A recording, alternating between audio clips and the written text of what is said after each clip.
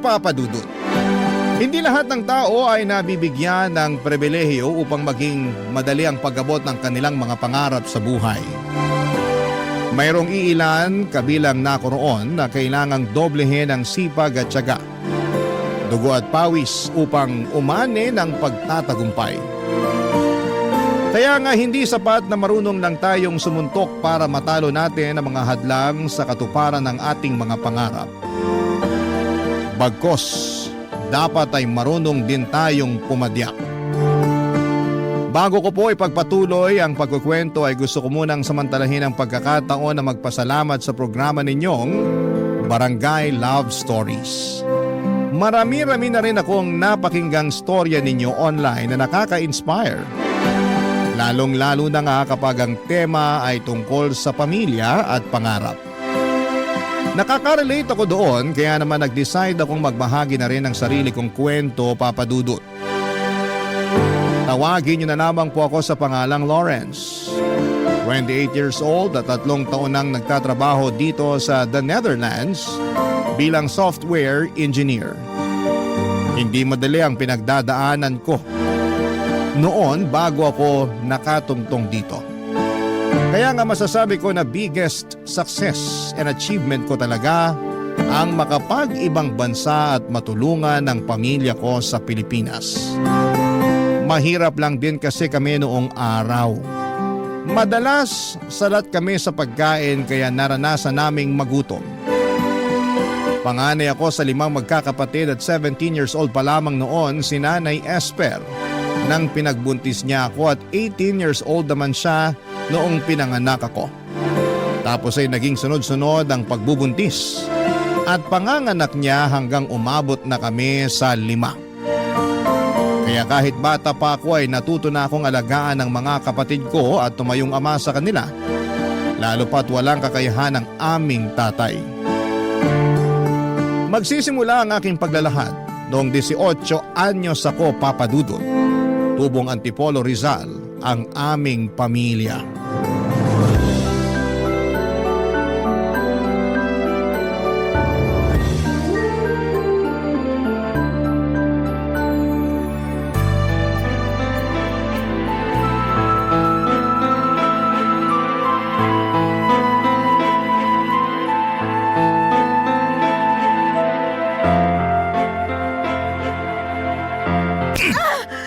Dapat sa'yo babae ka! Bakit ka ba nananampal, Lando? Tatanong ko pa talaga, ha? Isa ang kulit-kulit mo! Nakakatulig na yung bunganga mo! Tinatanong lang naman kita kung nasaan ang sahod mo, nananakit ka na kagad dyan. Di ba sinabi ko na ang wala? Paano wala? Sahod mo kahapon. Sa walang natira, magagawa mo! Paano walang natira? Saan napunta yung sinahod mo? Kainis naman to! Daming tanong! Malamang magtanong ako. Kita mo yung lagayan natin ng bigas? Wala nang laman, nakatiwangwang na. Ikaw pa naman yung klase ng tao na magagalitin kapag wala tayong nasasaing. Sinong hindi magagalit nakakapagod magtrabaho? Tapos pag uwi ko sa peste bahay na to, walang pagkain na nakahain. Mga sabi ka ng peste, kala mo mayaman tayo? Yung kakapirasong sahod mo, winawaldas mo lang sa kung saan-saan, kaya wala kang maibigay sa pamilya natin. Sigurado ang winaldas ko sa kung saan-saan? Oo, kasi hindi mo nga masabi kung saan napunta eh. Yan ang hirap sa'yo, tamang hinala ka. Hindi ba pwedeng binayad ko lang sa utang ko sa kumpare ko? Kasi naniningil na yung kumag?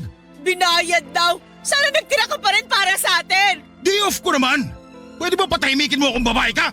Bakit ka naninigaw? Nay, tay, nagsisigawan na naman kayo. Nagising ako sa away niyong dalawa eh. Oh, gising na pala tong magaling mong anak. Aba Lawrence, tanghali na oh. Tiritning araw sa labas, pero ikaw may panis na laway pa. Tigilan mo nga si Lawrence, wag mo siya pagbalingan ng galit mo. At sino gusto mong pagbalingan ko? Ikaw! Sige! Taga tay, huwag niyo po sasaktan si nanay. Yan kasing nanay mo, masyadong mapapel. Paano ako naging mapapel kung inaawat ang kitang saktan ng anak mo? Nay, huwag na po kayong sumagot para di na magalit si tatay. Oh, makinig ka sa anak mo, Esper! Kanina pa nagagalit yung tatay mo. Akala mo kung sino? Siya na nga tong walang perang maibigay sa akin para sana dito sa bahay. Siya pa tong galit at nananakit. Hindi pa ba sapat yung ingay ng bunganga mo para magalit ako? Hirap sa'yo. Parang hindi mo naririnig sarili boses mo. Kaya hindi ka naiingayan. May karapatan naman po pala si nanay na magbunga nga eh. Wala pala kayong naiabot na sweldo sa kanya kaya siya ganyan. Ano sinabi mo? Narinig niyo naman po yung sinabi ko eh. Tay, wala na po tayong maisaing. Ubus na yung bigas kahapon pa ng tanghali. Sinubukan namin umutang sa tindahan pero nagalit sa amin yung tindera. Nakiusap lang si nanay kaya pinautang siya. Nangako si nanay na magbabayad siya ngayong araw pagkasahod nyo. Kaya siya nagbubunga nga kasi wala kayo naibigay na sahod, di wala siyang may pambabayad sa tindahan, lalo magagalit sa amin yung tindera. At bakit ka ganyan magsalita sa akin? Baka nakakalimutan mo tatay mo ako? Hindi ko po nakakalimutan yun. Pero baka kayo po yung nakakalimot na magpakatatay sa pamilyang to. Ah, ganon. Gusto mo rin yata masampal katulad ng nanay mo? Wag na wag mo sasaktan ang anak ko, Lando! At bakit hindi? Bastos siyang anak mo! Tama naman si Lawrence eh! Hindi ka marunong magpakatatay sa pamilya natin, kaya wala kang karapatang mainsulto! Hindi ka pa talaga nadala sa sampal ko? Gusto mo pa yatang dagdagan ko eh! Umalis ka na lang kung mananakit ka! Aalis talaga ako! Umuwi lang naman ako para kumain sana. Pero mukhang wala rin ako mapapala sa pamamahay na to! Kakain ka pa eh, wala na nga kaming makain dito!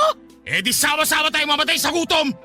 Peste buhay naman to oh! Ikaw ang peste sa buhay namin! Ako ba talaga? Ako pa, Espe? Oo, ikaw! Sino pa ba sa tingin mo? Ako? Yung anak mo? Malamang ikaw! Ay, pinagtutulungan niyo talaga ako, no? Ewan ko sa inyo! Papa Dudut, hindi na bago sa akin ang eksena kung saan ay nag-aaway ang mga magulang ko ng dahil sa pera. Bata pa lamang ako ay gano'n na sila, Papa Dudut. Akala ko ay masasanay na ako pero naririndi pa rin ako sa tuwing nagbabangayan sila. Minsan kampi ako kay tatay kasi nakakabinging manermon si nanay. Pero madalas ay kumakampi ako sa nanay ko dahil totoo naman ang lahat ng mga sinasabi niya tungkol sa tatay namin. Mabisyo kasi ito at magastos.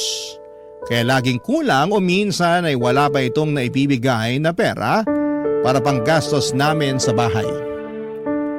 Nagtatrabaho sa talyer bilang mekaniko ang tatay ko, Papa Dudut. Si nanay naman ay taong bahay. Gustuhin man niyang tumulong kay tatay sa pagtatrabaho ay hindi na siya magkanda o gaga sa pag-aasikaso sa aming magkakapatid. Noong lumaki na kami ay tumanggap ng labahin si nanay para naman may pinagkakakitaan siya.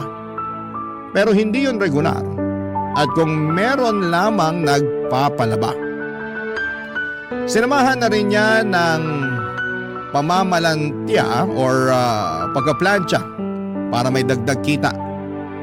May mga pagkakataon na kapag nagagalit si nanay sa amin ay lagi niyang bukang bibig na sana'y hindi na lamang niya kami pinanganak. Aaminin ko sa inyo, Papa Dudut, na nagtatampo ako nung bata ako kapag napapakinggan ko yon sa kanya. Pero habang tumatanda ako, na-realize ko na biktima lang din ng sitwasyon ng nanay namin. 9 na taon ang tanda sa kanya ni tatay at bata pa rin siya noong nagbuntis at nanganak. At pinilit magpakananay sa amin. Simula noon ay sinisi ko na si tatay kung bakit dinamay niya kami sa pagiging miserable ng buhay niya. Ayaw kasi ng mga magulang ni nanay at ayaw nila kay tatay dahil wala raw itong direksyon sa buhay at kontento na lamang sa pagiging mekaniko. Habang hindi naman masama yung trabaho niya, iba pa rin kapag may pangarap ka para sa pamilya mo. Kaya nga noong nabuntis si nanay, tinakwil siya ng mga magulang niya kaya sumama na lamang siya kay tatay at nagpakalayo-layo. Minsan bago ako matulog sa gabi ay hiniling ko na kung pwedeng maulit ang nakaraan. Sana hindi na lang nagkakilala sina nanay at tatay kahit na ibig sabihin noon ay hindi na kami pinanganak. Mahal na mahal ko si nanay dahil kapag hindi naman siya galit sa amin at sa sitwasyon ng buhay namin, ay pinaparamdam naman niya na mahalaga kami sa kanya. Lagi niyang sinasabi sa amin, Papa Dudut, na kami raw ang kayamanan niya sa buhay. Kaya nga masakit sa akin kapag nakikita ko siyang umiiyak. Kahit patagon ang dahil kay tatay, Papa Dudut.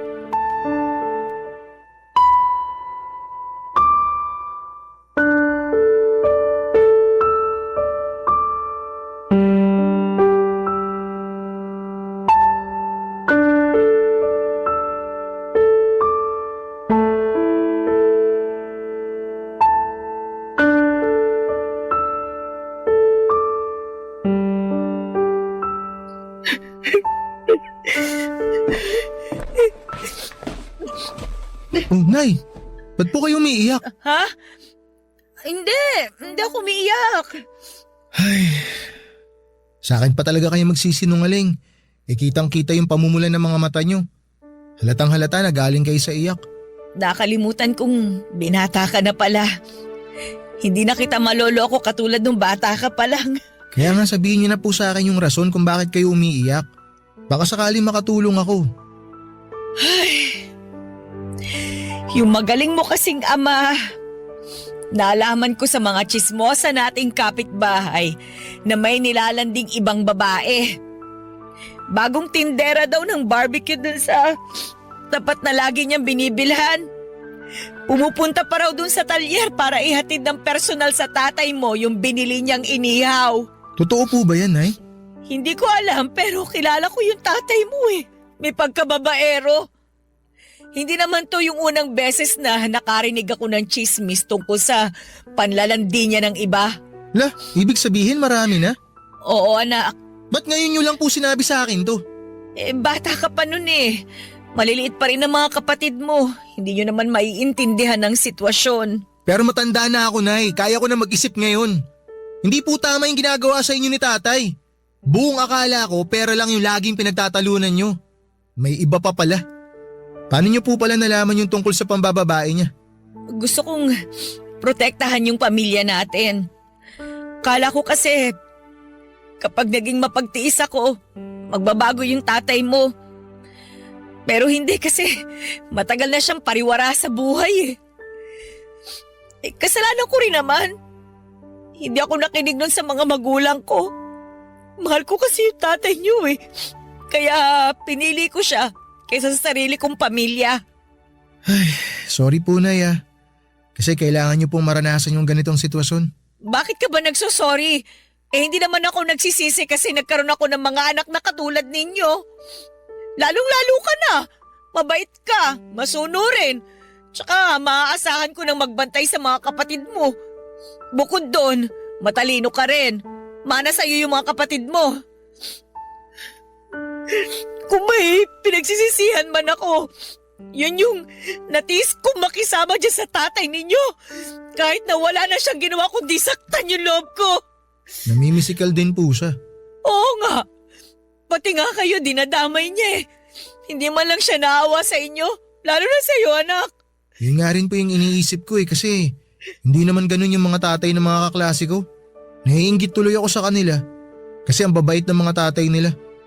Alam ko naman na walang perpektong tao at walang perpektong pamilya. Pero lahat ng pinagdadaanan nila, nalalagpasan kasi nadadaan nila sa maayos na usapan. Hindi katulad ni tatay. Walang alam kundi magalit at manigaw. Mahilig din siya manisi. Akala mo wala siyang kasalanan sa nangyayaring kamalasan at kahirapan sa buhay natin. Ganun po ba talaga ugali niya? Nung nagkakilala kami ni Lando, pansin ko na medyo mainitin ang ulo niya. Mainipin din siya. Pero akala ko mawawala rin yun at magbabago siya pagtagal. Kaso parang lumala eh. Ay, pasensya na kayo ng mga kapatid mo anak ha. Kasi nagkaroon kayo ng tatay na hindi marunong magpakatatay sa pamilya natin. Kung pwede ko lang sana piliin kung sino magiging tatay ninyo. Hindi ko nagugustuhin makisama sa tatay ninyo eh. Maghahanap talaga ako nung responsable, mabait at marunong magdala ng pamilya. Sa tingin ko na hindi naman na po namin kailangan ng bagong tatay. Kasi kontento na kami ng mga kapatid ko sa inyo, Nay. Pero mahirap lang tayo eh.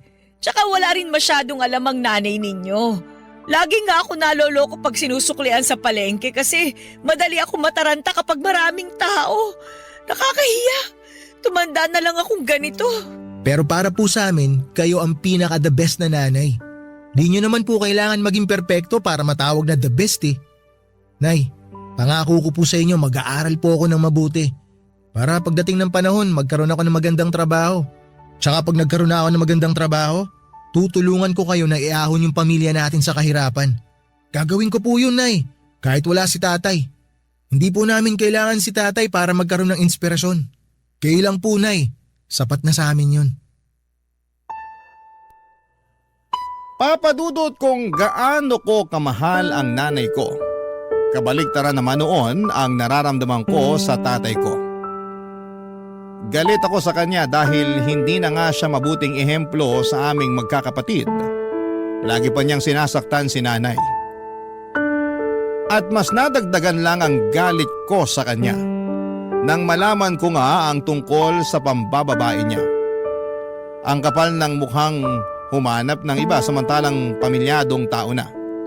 Grabe ang inis ko noon sa kanya na para bang gusto ko siyang suntukin sa pagmumukha niya kapag umuwi siya sa bahay. Pero ang totoo ay takot talaga ako sa tatay ko. Kahit na gustong gusto ko siyang sagot-sagutin. Iniiwasan ko dahil ayoko na ulit maulit yung mga pambubugbog niya sa akin na damay pati mga nakababata kong kapatid.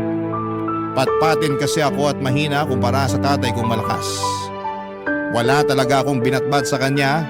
Sa katunayan, noong huling beses na ginulpi niya ako ay kamuntika na akong maospital. Nasagot ko kasi siya ng pamalang dahil inaaway na naman niya si nanay. Buti na lamang at naawat siya ng nanay ko dahil kung hindi baka tuluyan na akong nabaldado noon, Papa Dudut. Barangay Love Stories. Barangay Love Stories. Papa Dudut, dahil po sa pambababae ni tatay, dumalang na lamang ang pag-uwi niya sa bahay namin.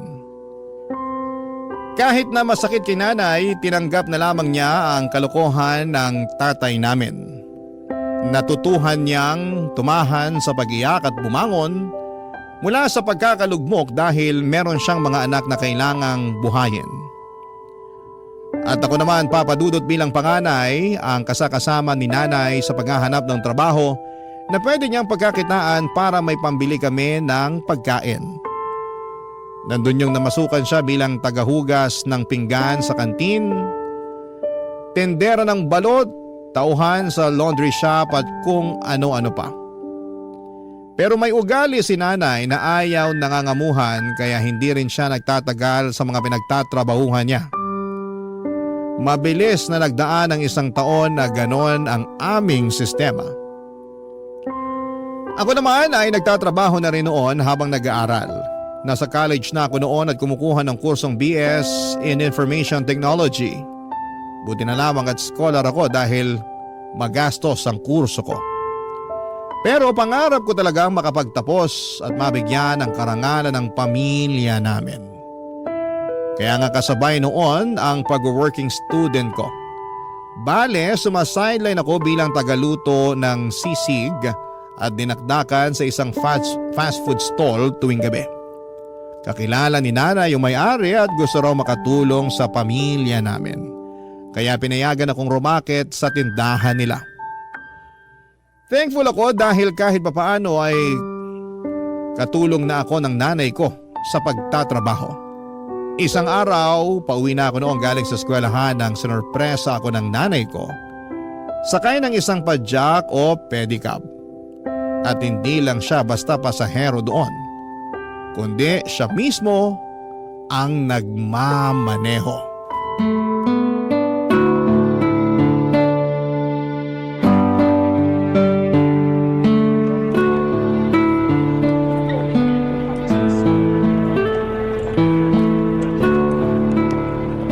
Nay, ito na po yung fishball nyo. Salamat, nak. Kain muna tayo. Gutom na ako eh. Sige Nay, kain lang kayo. Astig talaga nitong pedicab. Kanino pala to, Nay?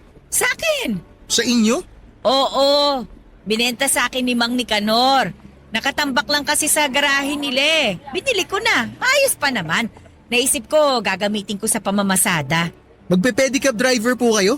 Oo, bakit naman hindi? Kaya ko yun. Kaso di ba panlalaking trabaho yun? Baka mahirapan kayo, Nay. At bakit naman ako mahihirapan? Pipidan lang naman ako. Tingnan mo, nakarating nga ako rito sa eskwelahan mo para sunduin ka at ibida sa'yo tong pedicab na binili ko. Ang ganda, no? Opo, maganda nga po. Tingnan mo, nak. Nilagyan ko ng picture nyo ng mga kapatid mo. Para kapag napapagod ako titingnan ko lang yan, gagaan na ulit ang pakiramdam ko. Nak, sinanay ng bola pa. Pero Nay, seryoso. Sigurado kayo kaya nyo talaga mag-pedicab? Aba, oo naman. Palagay mo sa nanay mo, uugod-ugod na. Hoy, 37 anyos pa lang ako, ano? Alam ko naman po yun pero nag-aalala pa rin ako sa inyo eh. Parang mas magaan pa yung dating yung trabaho sa laundry shop kesa sa pagpasada. At least dun na hindi kayo naiinitan. Hindi nga pero lagi namang mainit ang ulo ng bisor namin. Kala mo talaga kung sinong tagapagmana ng laundry shop na yon. Ang sama na ugali. Tapos wala pang galang sa akin mas matanda ako sa kanya. Ah, talaga po? Kaya ba umalis kayo dun? Oo, kasi hindi ko na talaga matagalan ng ugali. Ayoko naman patulan, baka masakal ko. Si nanay talaga. Biro lang. Hindi ako nananakal, no? Hindi ko nga nasakal ang tatay mo kahit gustong gusto ko na eh. Pero matagal-tagal ko na rin kasing pinag-iisipan na umalis doon. Sakto, nakapag-ipon naman ako ng kaunting pera at yun nga yung pinambili ko nitong pedicab. Ibang klase po talaga kayo. Hanga ako sa inyo kasi ang sipag-sipag nyo, Nay. Aba hindi pwedeng tumigil sa pagtatrabaho dahil ako na ngayon ang nanay at tatay sa bahay natin. Pero buti na lang din at nandiyan ka anak. Tinutulungan mo ko kaya gumagaan yung buhay natin. Late nga lang po na itutulong ko sa inyo kasi nag-aaral pa ako. Pero kung hihinto po ako sa pag-aaral, makakahanap po ako ng full-time na trabaho. Ano ka ba? Yung ibang ang kaedad mo hindi pinagtatrabaho ng mga magulang nila eh. Pero ikaw, nagbabanat ka na ng buto habang nag-aaral. Ayoko nga sana na pagtrabahuhin ka. Pero gusto mo naman, kaya pinagbigyan na kita. At malaking tulong talaga yon para sa pamilya natin anak. Walang kaso kahit magkano pa yung kinikita mo. Hindi naman ako naghahangad ng malaki tsaka may trabaho naman ako eh. Gusto ko, unahin mo pa rin ang pag-aaral mo para makapagtapos ka. Alam mo naman na pangarap ko yan sa inyong magkakapatid, di ba? Opo, Nay. Kaya nga po nagsisikap ako para mabigyan kayo ng karangalan. Naniniwala ako sa kakayahan mo kasi matalino ka eh. Pero wag mo rin naman masyadong pilitin ang sarili mo ha. Balita ko kasi mas mahirap daw sa kolehiyo eh. Hindi naman ako nakatungtong dyan kaya hindi ko masabi. Pero base lang naman sa kwento ng mga kakilala kong may mga anak na nasa kolehiyo katulad mo. Kaya nga ang payo ko lang, ayos na sa akin kung ano yung makayanan mo. Basta tapusin mo yung pag-aaral mo. Kasi alam mo anak, wala naman akong kayamanan na pwedeng ipamana sa inyo bukod sa edukasyon. Tatandaan ko po lahat ng mga payo nyo sa akin. Dapat lang. Kasi para sa'yo rin yun. Oh, teka, ubos mo na ba yung fishball mo? Opo, kauubos ko lang. O tara na, sakay na. Dadaan pa tayo sa palengke para bumili ng bigas at ulam. Meron akong kaunting kinita mula sa pamamasada kanina Makakabili tayo ng fried chicken. Sige po, gusto nyo, Nay? Ako na po magmamaneho? Kayang-kaya ko to. Ako na, kaya ko na ito. Umupo ka na lang dyan at mag-relax ka. Nay, salamat po talaga kasi nandyan kayo para sa aming magkakapatid. Ano ka ba? Hindi naman ako mawawala, katulad ng tatay mo.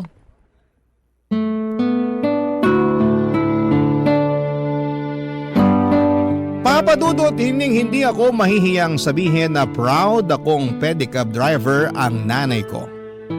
Kasi nakikita kong kaya naman niya kahit na babae siya at masaya siya sa trabahong na pili niyang pasukin. Kahit na mahirap, kahit na nakakapagod.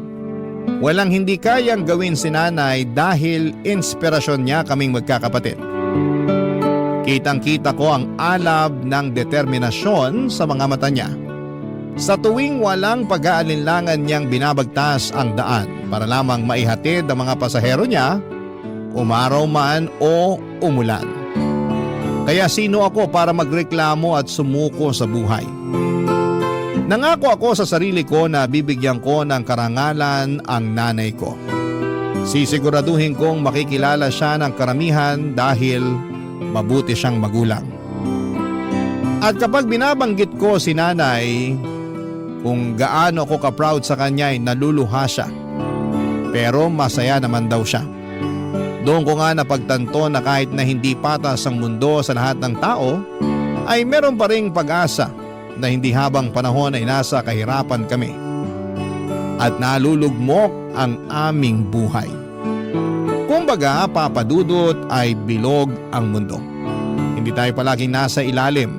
Darating din ang araw na aasenso tayo at makakaahon papunta sa tuktok. Ganon ang naging buhay namin sa loob ng 2 taon, Papa Dudut.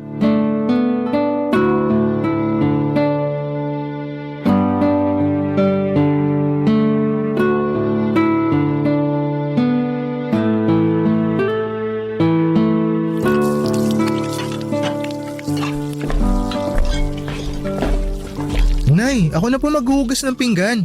Ako na anak. Galing ka pang trabaho eh. Baka mapasma ka. Kayo rin naman, galing pa kayo sa pamamasada. Ano naman? Pa ako naman ang pumipidal, hindi naman itong kamay ko. Si nanay nakuha pa magbiro eh. Ay, totoo naman, di ba? Sige na, matulog ka na doon. May pasok ka pa bukas. Mamaya na po, di pa ako inaantok. Kwentuhan po muna tayo habang binabalatan tong mangga na dala nyo. Pabot po ako ng kutsilyo, Nay. O, ito anak. Salamat po. Ano bang gusto mong pagkwentuhan? Kumusta po kayo sa trabaho nyo, Nay? Sa pamamasada? Ay nako di masaya. Marami na nga akong suki eh. Mas gusto nila sumakay sa pedicab ko, lalo na yung matatanda kasi maingat daw ako magpatakbo. Hindi katulad yung ibang driver na harabas. Kala mo kung sinong hari ng kalsada. Kaya ayaw, natutuwa na rin naman ako. Masaya po ako para sa inyo, Nay, na natutuwa kayo sa trabaho nyo. Pero hindi po ba dapat na lagi po talaga kayong maingat? Kasi kapag... Esper! Teka, Esper, buksan mo ang pinto! Ako na po magbubukas ng pinto, Nay. sandali. Baka kung anong gawin niya sa'yo. O, Tay, ano pong ginagawa nyo rito? Oh, yung magaling ko palang anak to. Sagutin nyo yung tanong ko, anong sabing ginagawa nyo rito? Ano ba pakialam mo? Kakausapin ko nanay mo. Tumabi ka nga dyan sa daanan. Parang harang ka. Aray! Esper! Ano bang kailangan mo, Lando? Nabalitaan ko nagpapadya ka na raw ah. O ano naman ngayon sa'yo? Aba, porke kumikita ka na ng sarili mong pera, niyayabangan mo na ako? Hindi kita niyayabangan. Tsaka bakit ka ba nandito? At bakit hindi? Masama na bang umuwi sa sarili ko pamamahay? 3 taon kang hindi umuwi sa bahay na to kasi pinili mo yung babae mo. Tapos magtatanong ka kung masama bang umuwi ka rito? Paano ko sabihin kung oo? Hindi ko akalain na tumapang-tapangan na rin sa 3 taon na wala ako rito ah. Dati-rati takot na takot ka sa akin eh. Hindi na ako takot sa'yo ngayon. Naranasan na namin na pabayaan mo. Nabuhay naman kami nang wala ka. Tapos babalik ka? Para ano? Makisama sa amin? Para manggulo? Kahit ano pa yung dahilan mo, hindi ka na welcome sa pamamahay na to. Wala kang karapatan na paalisin ako rito. Kasi tatay niyo pa rin ako. Wala na kaming tatay. Matagal na kayong patay para sa amin. Anong sinabi mo? Baka gusto mo makatikin na suto ko. Sige, subukan mo. Akala mo yata hindi ako gaganti sa'yo eh. Aba, matapa ka na nga talaga. Lando! Lawrence, tumigil nga kayo! Tuturuan ko lang ng leksyon tong anak mo. Napakahayop mo talaga, Lando! Ang kapal na mukha mo, sakta ng anak ko! Masyado kasi siyang pakilamero. Sira ulo ka pala eh! Pumunta ka lang talaga dito para manggulo! Umalis ka na! Matapa ka na rin ha. Balik ka rito para masakal kita. Bitiwan mo si nanay! Bitiwan mo ako! Hindi ako Hindi mo makailan. bibitiwan si nanay? Hindi ka pa rin kasi nagbabago. Bitiwan mo! Masyado ko pa rin madaldal. Bitiwan mo yung hawak mong kutsilyo! Kasi sumusobra na itong taong to eh! Huwag mo akong subukan dahil kayang-kaya kita saktan! Kaya umalis ka na dito sa bahay namin! Kapal na mukha mo magpakita dito! Ayan na. Binitiwan ko na nanay mo. Bitiwan mo na rin ako, Chilo anak. Baka madulas ka, maisaksak mo sa akin yan. Pagkatapos mo kaming iwan, babalik ka na lang ng ganon? Kapal na mukha mo! Kampun ka ng demonyo! Tapos mananakit ka pa't manggugulo dito? Mabuti pa umalis ka na! Bumalik ka doon sa pinanggalingan mo! Umalis ka na, Lando! Ayaw ka na naming makita at makasama ng mga anak mo! Hoy! Bibilang ako ng 3! Dapat nakalabas ka na ng pinto ng bahay na to! Di ako nagbibiro sa'yo, sasaktan talaga kita! 1! 2! Ito na nga lalabas na. Mga linti kayo.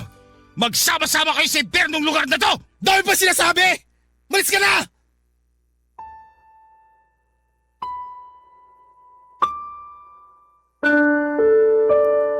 Papadudot wala naman talaga akong planong saktan si tatay. Gusto ko lamang siyang takutin dahil sumusobra na siya.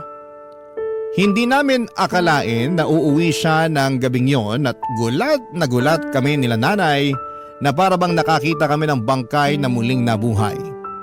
Pero ang mas lalong nagpatindig ng aming mga balahibo ay ang kakapalan ng mukha ng tatay namin na umuwing nakakainom. Wala sa katinuan at manggulo. Simula kasi nang umalis siya sa amin, 3 taon nang nakakalipas ay wala na kaming naging balita pa sa kanya. Kung may naririnig mang kaming sabi-sabi tungkol sa kinakaroonan niya, ay wala na rin kaming masyadong pakialam. Total ay ginusto niyang umalis at iwanan kami kaya dapat ay panindigan niya ang desisyon niyang yon. Kaya nga ng gabing yon matapos kong sumabog sa galit sa tatay ko, ay tuluyan na niyang iniwan ang bahay namin. Kahit papaano ay nalungkot pa rin ako kasi baka yun na nga ang huling pagkikita namin. Umiyak din si nanay at ang mga kapatid ko na nagising sa komosyon, pero kinabukasan ay nag-decide kami na kailangan pa rin naming magpatuloy sa buhay. Kumbaga isasanayin na lang ulit namin ang sarili namin na hindi kasama si tatay. Ang mahalaga, Papa Dudut, magkakasama kami nila nanay at ng mga kapatid ko. Para sa akin, para sa amin, yun na ang pinaka mahalaga. Barangay Love Stories. Barangay Love Stories. Papadudot, nabalitaan din pala namin na tumira si tatay sa kabilang barangay lang kasama yung babaeng pinalit niya kay nanay. Sa katunayan ay may mga anak na sila at bumalik siya sa pagtatrabaho sa talyer. Umalis kasi siya noong unang taon na umalis na papadudot na hindi na siya masaya at epektibo sa kanyang trabaho. Yun pala ay nandun siya sa babae niya sa Bulacan. Pero wala na kaming pakialam sa kanya at sa buhay na pinili niya nang hindi kami kasama. Galit pa rin ako sa tatay ko at kung minsan ay naiisip ko na kapag nakasalubong ko siya sa daanan ay baka masuntok ko siya ng kaliwat kanan sa mukha nito. Pero mabuti na lamang at hindi naman nangyari yon kasi baka masabihan akong walang respetong anak sa magulang ko. Wala ding respeto sa amin. Tulad ng dati, pinagpatuloy namin ang pamumuhay. Kapag hindi ako naka-duty sa food stall at kapag wala kaming klase sa araw, ako ang nagpapadyak para naman makapagpahinga si nanay. Sa sobrang sipag niya kasi madalas na siyang dapuan ng sakit tulad ng ubo at sipon. At ang malala doon ay lagnat. Paano ba naman ay sinusuong niya ang araw at ulan, makapamasada lamang. Nangihinayang kasi siya sa kikitain niya, kaya hindi niya priority ang pagpapahinga. Bukod doon ay marami pa rin kasi kaming utang na binabayaran. Halimbawa noon ay yung sa tindahan, Papa Dudut.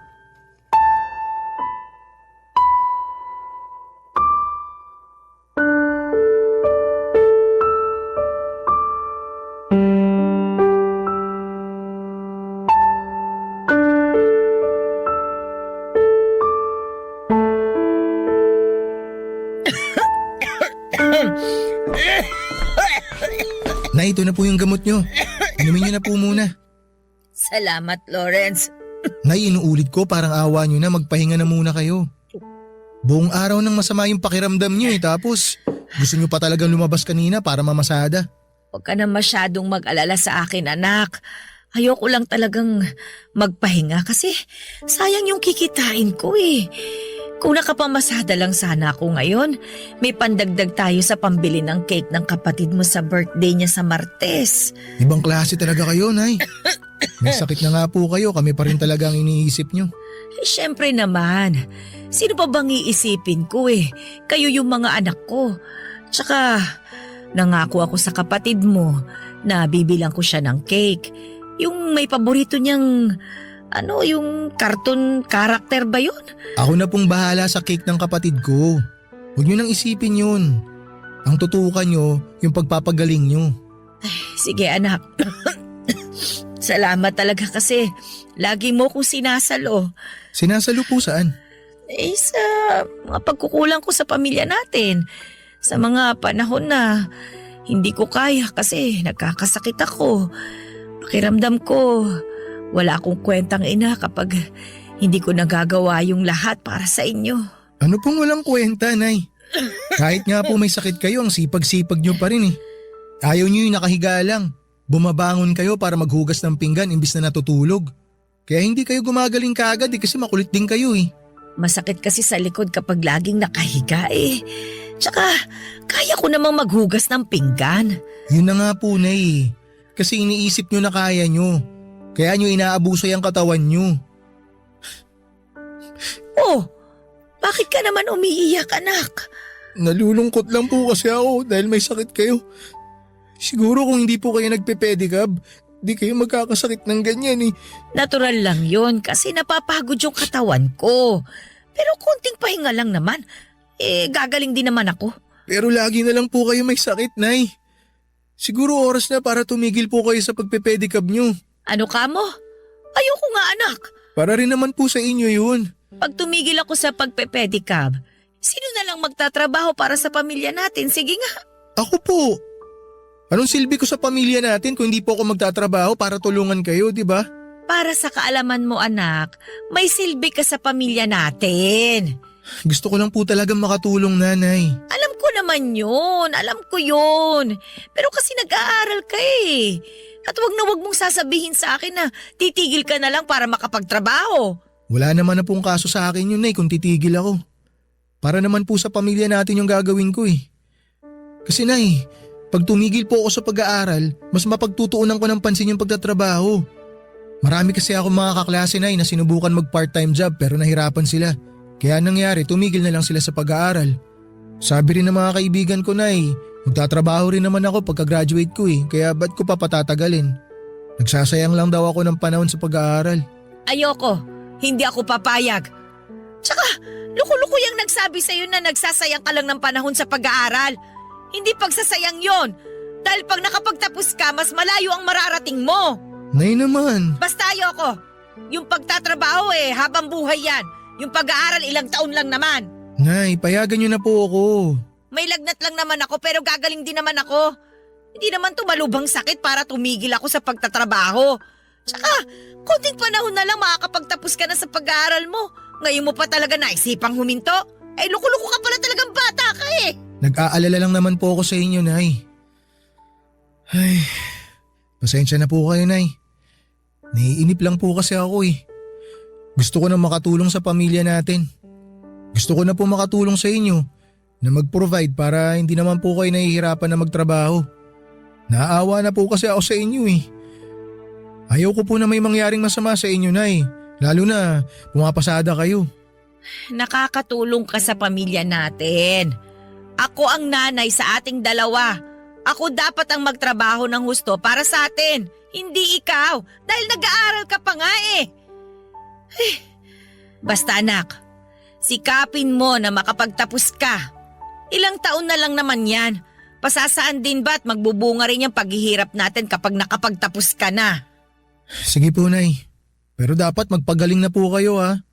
Ipangako niyo po sa akin yun. Oo, magpapagaling ako para hindi ka na rin masyado mag-alala dyan. Pangako yan anak.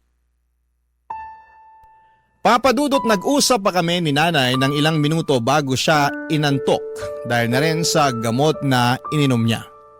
Nang makatulog na siya ay hinalikan ko ang kanyang noo at umusal ng panalangin sa Diyos na sana'y pagalingin na niya ang nanay ko. Tapos ay saglit kong tinitigan si nanay habang inaalala yung mga pinag-usapan namin. Hindi pa rin siya nagbabago. Kahit na may sakit na siya ay punong-puno pa rin ng pag-asa ang mga mata niya na balang araw ay mapagtatapos niya kaming magkakapatid sa pagpapadyak niya. Kaya nga kahit mahirap, kahit na minsan ay nawawala na ako ng dahilan para tapusin ang pag-aaral ko, ay binabalikan ko lahat ng pinagdaanan namin upang makahanap ng rason kung bakit kailangan kong makapagtapos. Kapag binabalikan ko kung paano kami nagsimula ay nabibigyan ako ng pag-asa upang lalong magsumikap sa aking pag-aaral. Laging sinasabi sa akin ng nanay ko na habang may buhay, may pag-asa. Hindi man yon nakikita ng ating mga mata pero nararamdaman naman yon ng ating puso, lalo na sa tuwing nagdarasal tayo sa Diyos. May pag-asa sa bawat sulok ng maliit naming tahanan. May pag-asa sa mga hikbi ng magulang na nakikiusap sa Panginoon na iligtas ang mga anak nila sa kapahamakan at bingit ng kamatayan. May pag-asa sa bawat pagsisikap ng isang tao na merong pangarap na gustong tuparin pagdating ng panahon. At may pag-asa sa bawat padyak ng aking nanay. At totoo nga dahil pagkalipas ng 2 taon, makakapagtapos na ako ng pag-aaral.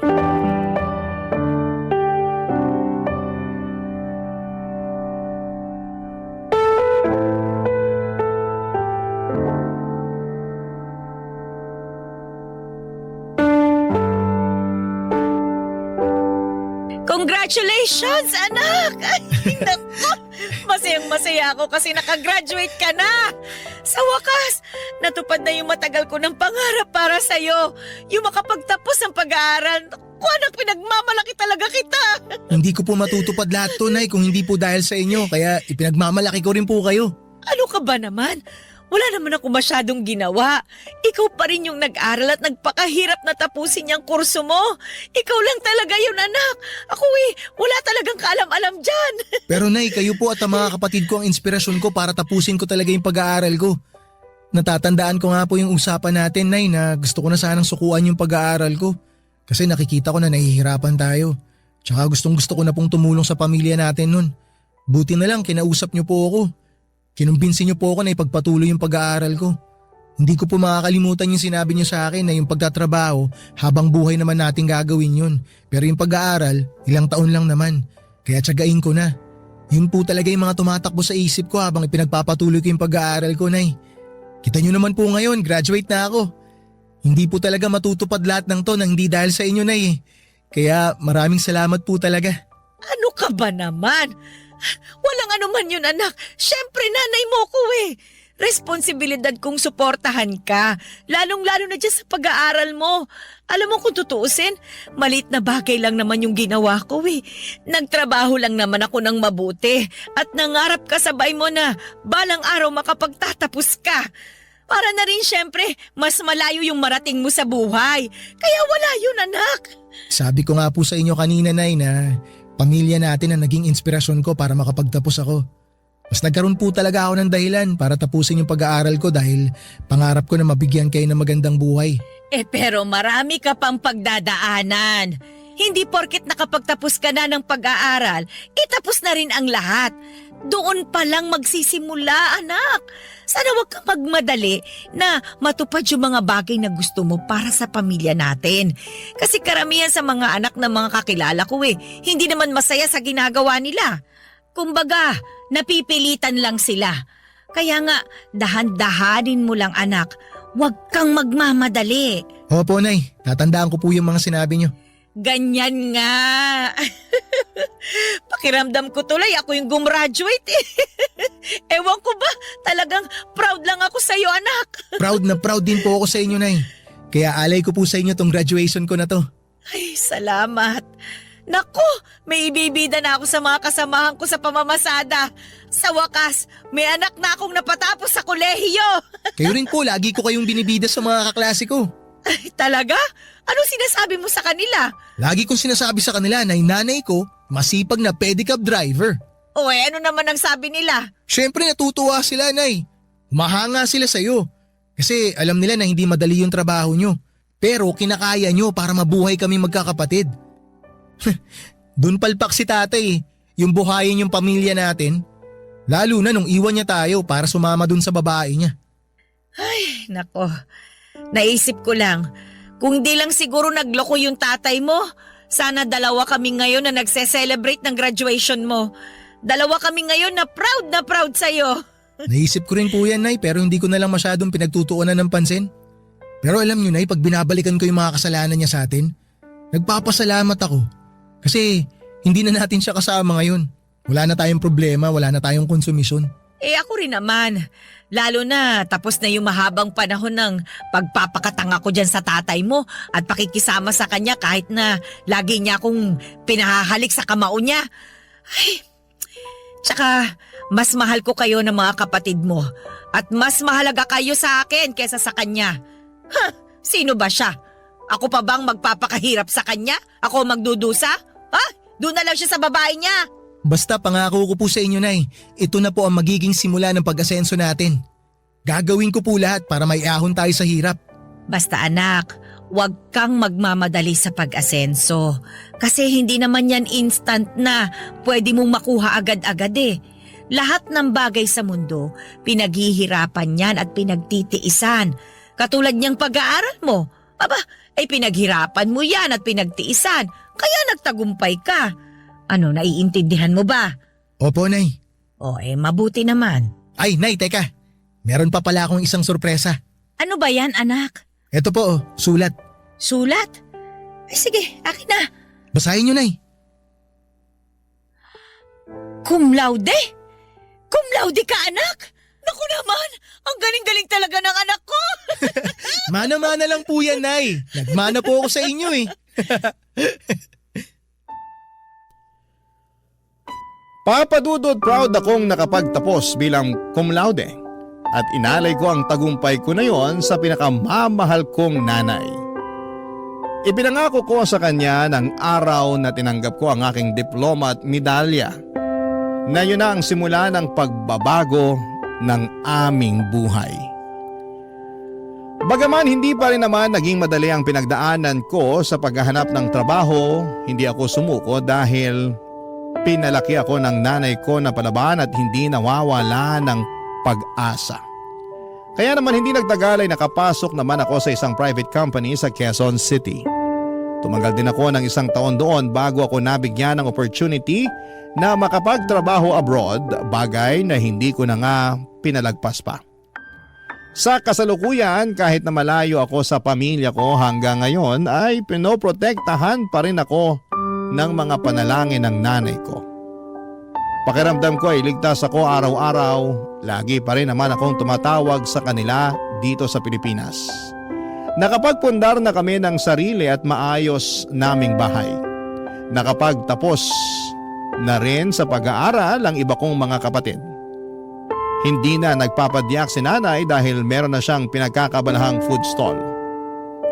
Kung tatanungin ninyo ako kung may balita ako sa tatay namin ay meron kasi nalaman namin na nagkaroon siya ng malubhang sakit sa baga. Tapos walang-wala rin sila ng kinakasama niya. Kaya may nakapagsabi sa akin na lagi raw siyang nakasilip sa dati naming bahay. Naawa naman ako sa sitwasyon niya kaya ako na yung nakipag-communicate sa kanya. Humingi siya ng tawad sa akin noong nagkausap kami sa tawag. Pinatawad ko na rin naman siya kasi ayokong habang buhay magtanim ng galit sa kanya. Nangako rin ako na tutulungan ko siyang magpagamot sa sakit niya. Kaya lang po papadudot nitong nakaraang buwan, noong August 2024 ay tuluyan na rin pong pumanaw ang tatay ko.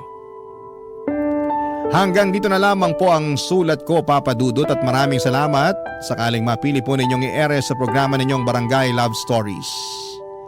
Sana po ay kinapulutan po ito ng aral at inspirasyon ng mga kabarangay natin, and God bless and more power sa Barangay LS 97.1.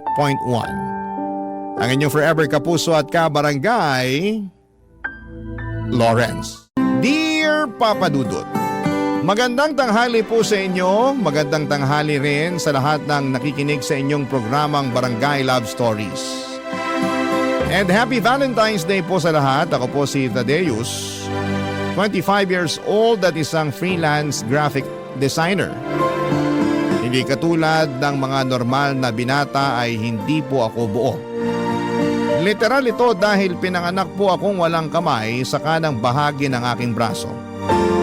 Hindi ko alam kung ano ang ginawa ng nanay ko, kung kaya ako nagkaroon ng depekto, pero pagkalabas ko pa lamang ng mundong ito, unang segundo pa lamang ng buhay ko ay meron na akong kapansanan.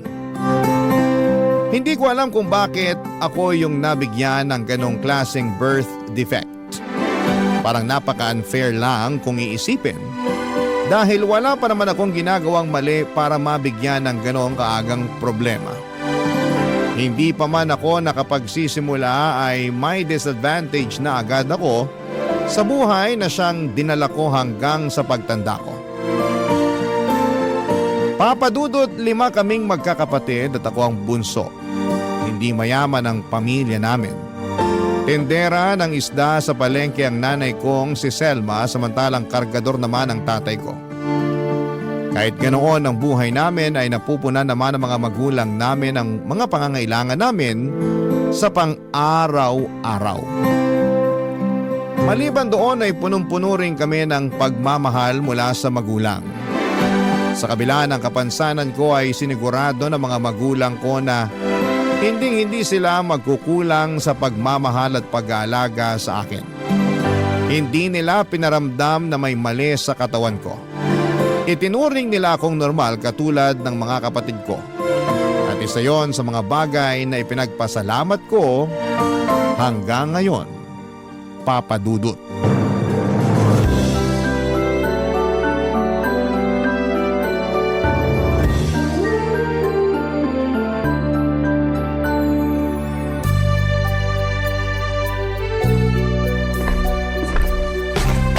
Anak, Tadeus!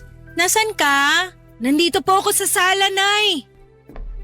Nag-toothbrush ka na ba? Opo, tapos na po. Kanina pa po. O, kunin mo na tong baon mo para makaalis na kayo. Kanina ka pa hinihintay ng mga kapatid mo sa labas. Aalis na yung sundo nyo. Sandali lang po, nagsasapatos pa lang po ako eh. Dalian mo, late ka na sa school nyo. O, eto yung baon mo. Salamat po. Ano pong laman yan? Siyempre, yung paborito mong binabaon na mamon. Bagong luto pa yan galing sa bakery sa kabilang kanto. Talaga po? Sarap naman. Oo, dinagdagan ko rin yan ng crinkles tsaka juice. Salamat po, Nay. The best talaga kayo. Walang anuman. Amina, tulungan na nga kita dyan. Hindi na po, ako na po. Kaya ko po to.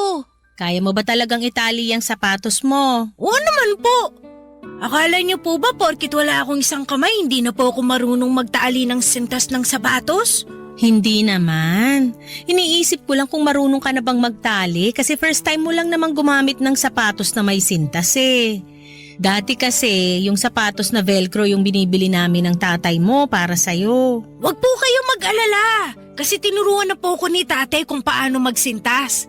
Nasa diskarte lang po yan, tingnan nyo. O sige na nga, panood nga kung paano ka magtali ng sintas. Watch and learn, Nay. Una, pagbuhulin mo muna, tapos gamit yung isang paa, apakan mo yung isang sintas para mahigpitan yung pagkakabuhol.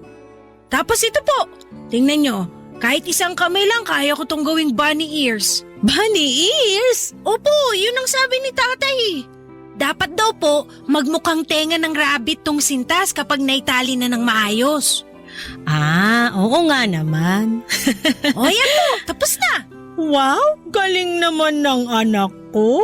Siyempre, madiskarte po ako eh. O yung kabila naman. Sandali lang po, relax. Eto na po, itatali ko na po. Habang tinatali mo yan, matanong kita, kamusta naman sa school nyo? Sa school? Maayos naman po, masaya. Wala ka bang mga kaklase na nangaasar sa'yo dahil sa kamay mo? Wala po. Mababait yung mga classmate ko. Hindi po nila ako binubuli. Mabuti naman kung ganon. Nag-aalala lang kasi ko sa'yo kasi baka hindi namin alam binubuli ka na pala sa eskwelahan nyo. Marami po akong kaibigan sa school, Nay. Kapag may nangbuli sa akin, ipaglalaban nila ako. Tsaka lagi naman po kaming sinasabihan ng teacher namin na hindi maganda ang mangbuli ng classmate. Oo, hindi talaga maganda yung bagay na yun. Kaya ikaw, wag mo ring gagawin yon. Oo naman po. Hindi naman po ako bully eh. Ayan po, tapos na. Ready na ako. O halika na, naghihintay na yung tricycle na maghahatid sa inyo. Nga pala, Nay, card day po namin bukas. Sabi ni Ma'am, kailangan niya raw po mag-attend para sa PTA meeting. Sige, anong oras ba? Hindi ko pa po alam eh. Itatanong ko po muna kay Ma'am. O sige, ako na lang makikipag-meeting para sa'yo tapos yung tatay mo naman ang pupunta sa kapatid mo. Sige po, alis na po ako, Nay. Teka, nasan yung kiss ko? Ay, oo nga po pala. Ikaw ha, bata-bata mo pa nagiging makakalimutin ka na. Hindi naman po, nagmamadali lang. Ito po yung kiss ko. Bye-bye, Nay! Bye-bye, mag-ingat kayo. Pagkatapos ng klase, uwi agad ha. Sabay ka na lang sa mga kapatid mo sa pag-uwi. Baka hindi kayo masundo ng tatay mo ngayon. Sige po! Ubusin mo yung baon mo, ha? Opo, Nay! Love you! I love you po!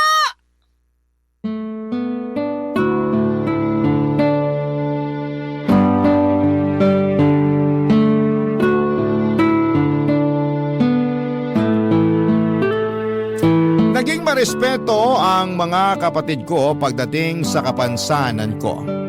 Kahit na nag-aaway kami ay hindi nila ginagamit ang kawalang ko ng kamay para insultuhin ako.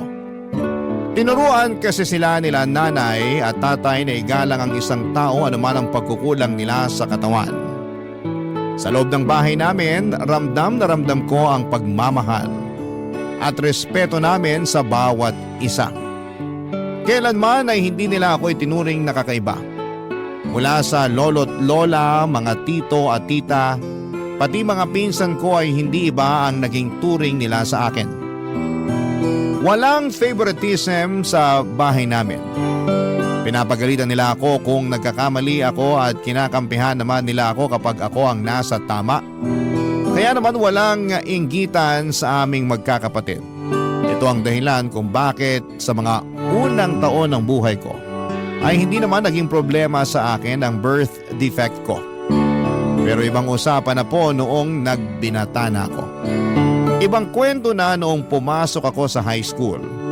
Ito kasi ang parte ng buhay ko kung saan ay maituturing kong pinakamalalang alaala ko hanggang sa ngayon. Noong panahon kasing yon ay sobrang lala ng naranasan kong pambubuli mula sa ibang tao. Araw-araw ako ang naging tampulan ng tukso. Hindi lang ng mga kaklase ko kundi pati na rin ng mga teachers ko.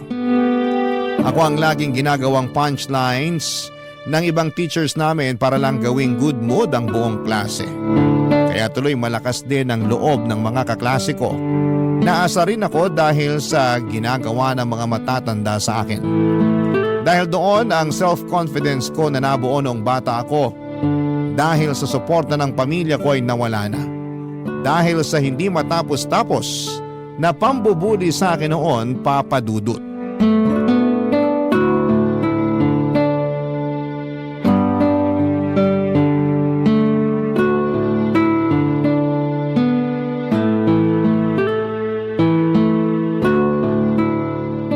Nay, hindi nyo na po kailangan maghanda ng baon ko. Sa labas na lang po ako bibili ng pagkain. Hindi. Magbaon ka para makatipid tayo. Ang dami ko na pong bit-bit eh. Hindi ko na po kayang hawakan yan. Nung bata ka, gustong-gusto mong pinaghahanda kita ng baon mo. Ngayon ayaw mo na? Nay, hindi na po kasi ako bata. Para sa akin, bata ka pa rin. Kahit 30 ka na o 50, bunso pa rin ang tingin ko sa'yo. Hindi na magbabago yon. Ay, sige na nga po. Hintayin ko na yung baon ko. Nangungonsensya kayo eh. Tumala ba? Opo. Mabilis lang to. Tsaka mamaya pa naman yung klase mo, di ba? Ba't ka ba nagmamadali? May dadaanan pa po kasi ako. Bibili ako ng bond paper para sa research namin. Ah, ganun ba? Nay, nakita niyo po ba yung hoodie ko? Anong hoodie ba? Yung puti? Ang dami mo kasing hoodie eh. Yung dilaw po na may black na lining. Nasa sofa yata. Bakit ka mag-hoodie? Ang init-init kaya. Yun po uso ngayon eh. Kayong mga kabataan talaga kung ano-ano ang sinusuot. Tirik na tirik ang araw pero naka-hoodie. Mas lalo ka lang aasim niyan kasi pagpapawisan ka. Hayaan niyo na po. Sayang naman yung mga hoodie ko kung hindi ko gagamitin. Kung bakit kasi ang hilig mo sa hoodie. Mas maganda yung ipakita mo yung mukha mo. Sayang lang ang itsura mo kapag lagi kang nakatalukbong. Mas confident po kasi ako pag nakasuot ako ng hoodie. Bakit naman? Para pwede ko pong itago yung mukha ko kapag pinagtitinginan ako ng mga tao. Isa pa kapag naka-hoodie ako, madali lang itago tong kapansanan ko. Anak, hindi mo dapat ikahiya yung kapansanan mo kasi hindi mo naman kasalanan na naging ganyan ka eh. Binigay yan sa'yo ng Diyos kasi alam niyang kaya mong dalhin kung ano man ang meron ka. Wala nga siyang binigay na kamay sa akin eh. Ikaw talaga. Kaya naman pala ang hilig-hilig mong mamili ng hoodie. Sa loob ng 1 linggo, ilang hoodie ang nasusuot mo? Para po iba kada araw yung suot ko. Kaya palang dami kong labahin eh. Hayaan niyo na po, simula ngayon ako na po maglalaban ng mga damit ko. Wag na, trabaho ko yan bilang nanay. Tsaka exercise ko na yung paglalaba. Tingnan mo, ang laki na ng muscles ko oh. Pasensya na po kayo, Nay, kung puro malalaki po yung mga damit ko. Wala yun. Hindi naman sa pinagbabawalan kitang mag-hoodie. Isuot mo kung anumang damit ang gusto mong isuot. Pero ang akin lang naman, hindi mo kailangang magtago sa likod ng mga damit mo. Ang gwapo mong bata! Huwag mong hayaang hilahin ka pababa ng kapansanan mo. Ang hirap lang po kasing makipagsabayan sa mga taong kompleto yung parte ng katawan nila eh. Minsan, hindi ko talaga maiwasang makaramdam ng insecurity. Naiinggit kasi ako sa kanila. Mayroon silang 2 kamay samantalang ako pinagkaitan ng isa. Kahit naman iisa lang kamay mo, nagagawa mo pa rin naman kung ano yung mga nagagawa ng normal na tao eh. Wala ka namang pinagkaiba sa kanila. Mas marunong ka nga sa iba eh. Tama naman po kayo, Nay, pero syempre, hindi pa rin maiwasan ng iba na hanapin kung ano yung wala sa akin. Nakakapagod na rin mag-explain sa mga tao kung bakit wala akong kamay. Kung pwede lang sanang i-record na lang yung kwento ko para kapag may nagtanong, isisend ko na lang sa kanila yung explanation. Mausisa lang talaga ang mga tao, nak. Wala namang masama kung magtanong sila eh. Ang mahalaga, magalang sila sa pagtatanong. Yung iba po, oo, pero karamihan medyo masakit sila magsalita. Sila yung mga taong dapat mong iwasan. Mas maganda na yung lumayo ka sa mga taong walang matinong bunganga para iwas gulo na rin. Yun na nga po yung ginagawa ko kaya ako naka-hoodie. Iniiwasan ko na lang lahat para maging tahimik ang buhay ko. Ay, sige na, kunin mo na tong baon mo. Yung hoodie mo nandun sa sala, sa may sofa. Salamat po. Mauna na ako, Nay. Sige, mag-ingat ka. Uwi agad pagkatapos ng klase ha. Huwag nang maglakwatsa. Opo. Madali lang para sa ibang tao na sabihin or sabihan ako na huwag na lang pansinin ang mga taong ginagawa kong katatawanan. Maging confident na lamang daw ako sa kung ano ang meron ako at huwag ko raw ikakahiya ang mga pagkukulang ko. Pero hindi kasi nila nararanasan ang mga bagay na pinagdadaanan ko sa araw-araw. Kaya hindi nila alam kung ano ang pakiramdam ng taong may kakulangan. Tuwing naglalakad ako sa kalsada o di kaya ay nakasakay sa jeep. Maraming tao ang nakatitig sa akin, Papa Dudut. Tinitignan nila ako dahil sa may kung anong kakaiba sa akin dahil sa nawawala kong kamay. Wala man silang sinasabi ay alam kong 2 lang ang iniisip nila. Either naaawa sila sa akin o kaya't nagtataka kung bakit wala akong kamay. Kapag pinagtitinginan ako ng mga tao ay mas lalo akong nanliliit, Papa Dudut. Para akong display sa museum na inaaral ng bawat taong nakakasalubong ko. Naging mahiyain ako dahil sa kapansanan ko at simula noon. Hanggat maaari ay umiiwas ako sa mga matataong lugar. Mas gusto ko na lamang mapag-isa kesa makita ang mga mapanghusgang pagmumukha ng mga tao sa paligid ko. Kung pambubuli ang pangunahing kong problema nung nag-aaral pa lamang ako, sa pagtanda ko ay mas lumala pa ang mga suliranin ko sa buhay. Nahirapan akong maghanap ng pag-ibig dahil alam kong hindi ako perpekto. Papa Dudut, napakahirap pong makipagtunggali sa mga kalalakihan na mas buo at mas mataas ang confidence. Kaya naman di na ako umasa noon na may babae pang magkakagusto sa akin ng mga panahong yon, Papa Dudut. Barangay Love Stories. Barangay Love Stories. Out of place. Yan ang pakiramdam ko noong bata pa lamang ako. Feeling ko ay hindi ako parte ng mundong ito dahil sa kapansanan ko. Pagkatapos ko ng college ay nahirapan ako makahanap ng trabaho dahil sa kawalan ko ng kamay. Sabi nila, magiging pabigat lamang ako sa trabaho dahil hindi ako kumpleto lalo na sa mga trabahong nangangailangan ng labor. Para kumita kahit nakapagtapos naman ay wala akong ibang choice kundi ang kunin kung ano ang available. Wala akong permanenteng trabaho noon, Papa Dudut, at para kumita ay kung ano-ano ang mga trabahong kaya kong tanggapin. Kahit maliit ang sweldo ay kinakagat ko. Maliban sa pahirapang makahanap ng trabaho, Isa rin po sa mga nahirapan ako ay ang paghahanap ng pag-ibig. Siyempre tao lang din naman ako.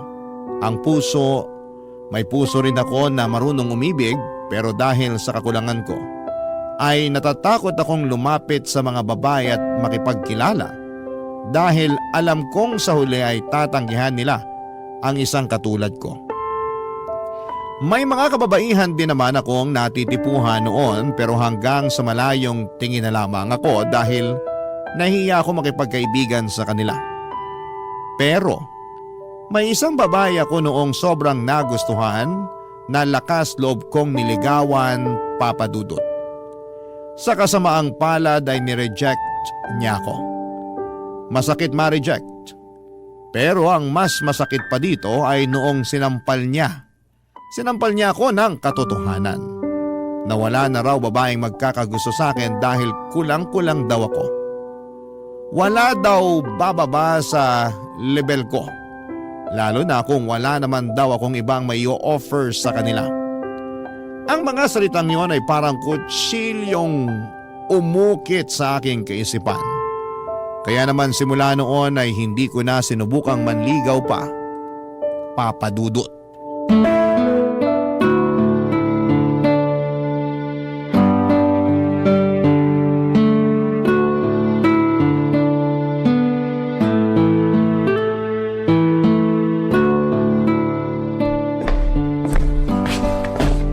Oh anak, ang aga mo yatang nagising ngayon ha. Hindi po ako makatulog kagabi.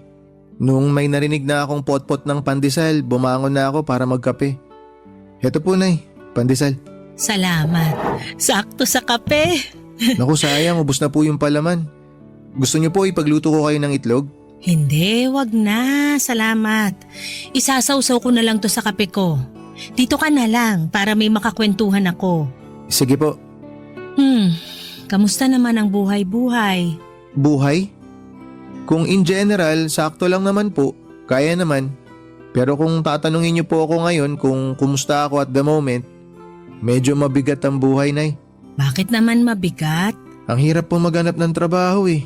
Lalo na kung palagi kang dinidiscriminate.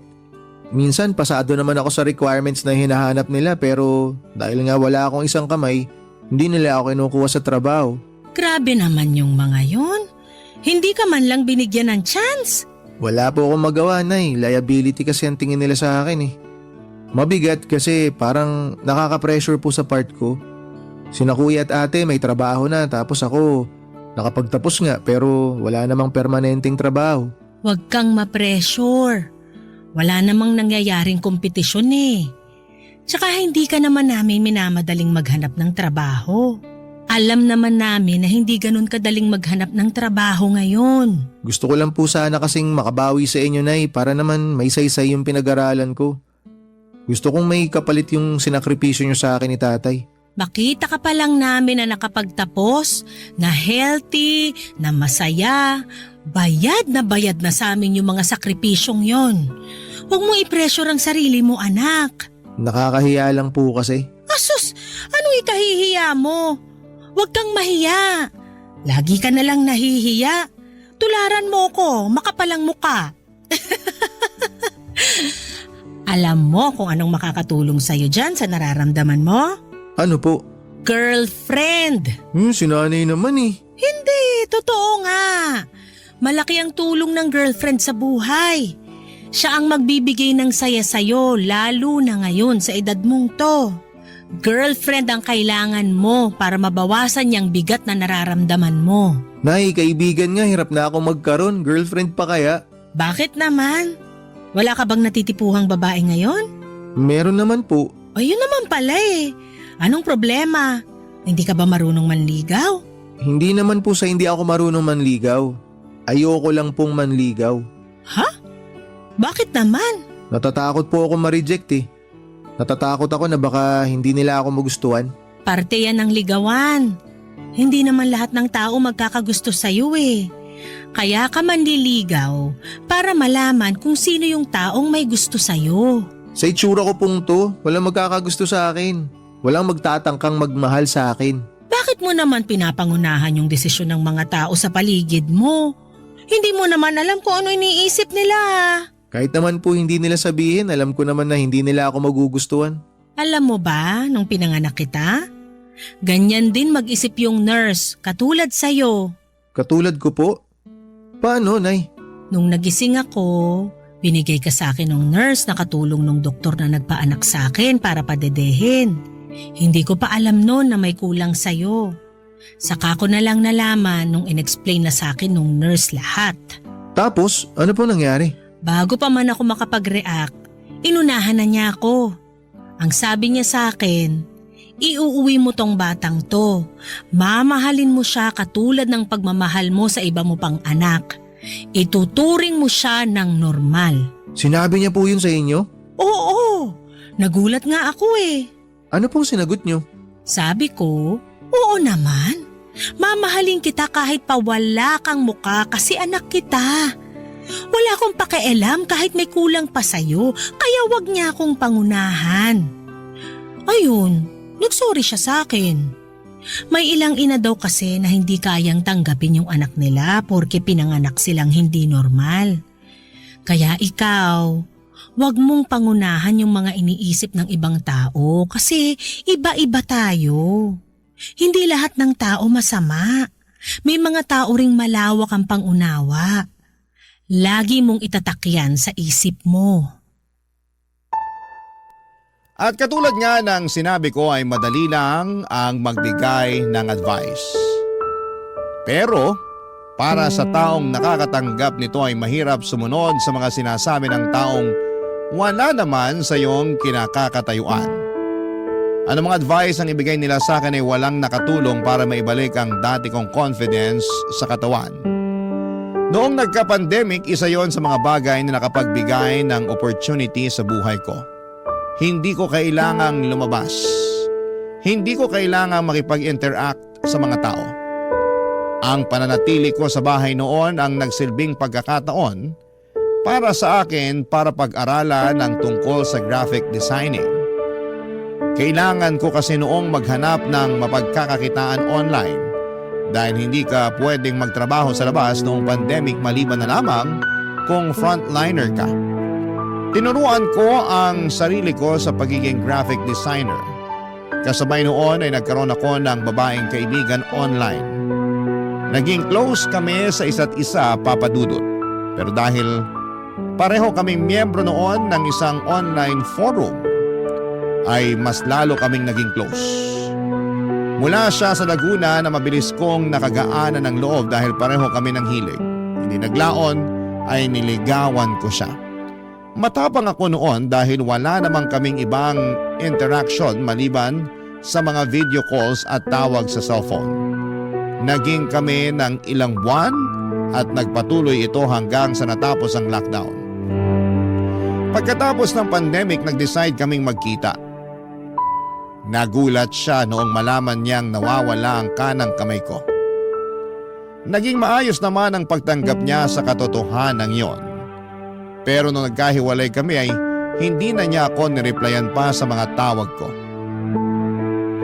Ginost niya ako, Papa Dudut. Ilang heartbreaks pa na katulad noon ang nangyari sa akin. Hanggang sa isang araw ay bigla na lamang dumating ang isang babaeng hindi ko alam na siya na palang bubuo ng buhay ko.